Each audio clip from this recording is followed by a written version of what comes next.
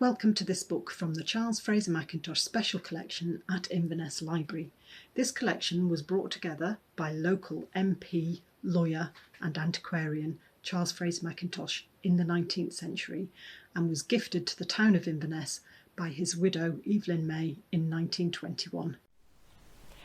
Invernessiana was published in 1875 by Fraser-Mackintosh, and it's a collection of papers which contribute toward a history of the town and parish of Inverness from 1160 to 1599.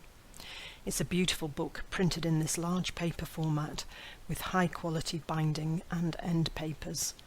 Fraser-Mackintosh comments in his preface on the lithographs and the typography, so he was well aware that this was a collectible book. To write this book, Fraser-Mackintosh has perused many valuable old papers, and he claims to be able to read them where ordinary readers may find them unintelligible. He interprets and presents them for the reader in this book. Invernessiana was published a year after Fraser-Mackintosh was elected Member of Parliament for Inverness boroughs. This book allows Fraser-Mackintosh to commend himself to his borough's electorate by pointing out how much he knows about and loves Inverness. He also uses the book to remind people of the contribution he's made to Inverness, for example, in building Union Street.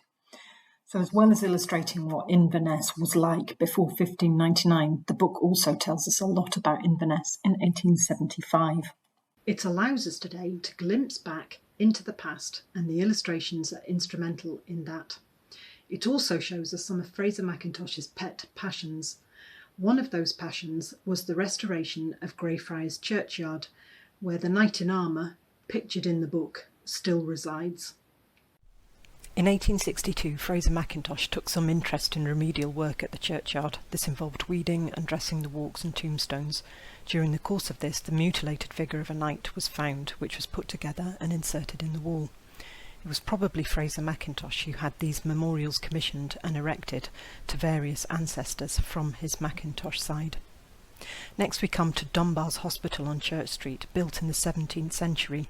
In its lifetime it had been a grammar school, a wait house and a poorhouse, and also housed the Kirk Session Library, another of the special collections in Inverness Library. Invernessiana tells us about Inverness and its growth, and it tells us something about Fraser-Mackintosh too. About his love of Inverness, for example, but also the way he worked with others and used his extensive collection of books and papers to create this self-promotional material.